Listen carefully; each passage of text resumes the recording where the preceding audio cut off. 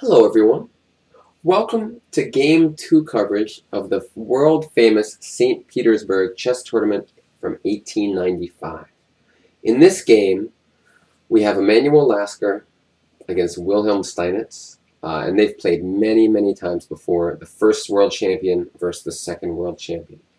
My question to you, white to move in this position, what move would you play?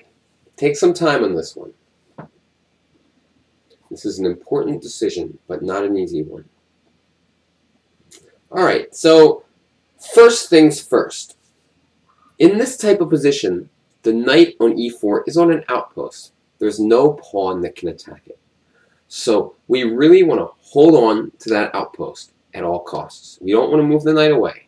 So the main two moves that would jump into your head are knight to d2 or knight to g5. A more typical move would often be knight to d2. However, we have to look at knight g5 because it does threaten knight f7 check. The problem is, what if black simply moves the queen to perhaps d7 or e7? After that, what are we going to do, and how do we stop black from just kicking our knight away, and then when the knight moves away, taking our knight on e4?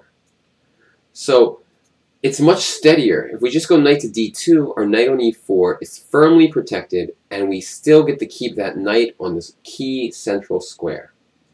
However, despite that, knight f to g5 is the strongest move by far, and is the move that Lasker played. I totally messed up my screen here for a second. My bad. Fixed! Alright, so why is it so good? Well, first, if queen e7, we run into some clear problems. One good move might be just knight takes d6. The idea is clearance. I want to go queen takes rook, and then take your queen because of the pin. However, the knight was in the way. So simply going knight takes d6 first is one method of eliminating that problem. And then after pawn takes knight, we take the rook. Queen e7 just doesn't look right. Queen d7 is what was played in the game. And this is where you had to see a little further. Because now black is planning stuff like h6. They're just planning annoying moves to eliminate this knight and then capture an e4. Now, admittedly in this position, white has multiple strong moves. For instance, white can simply go g3.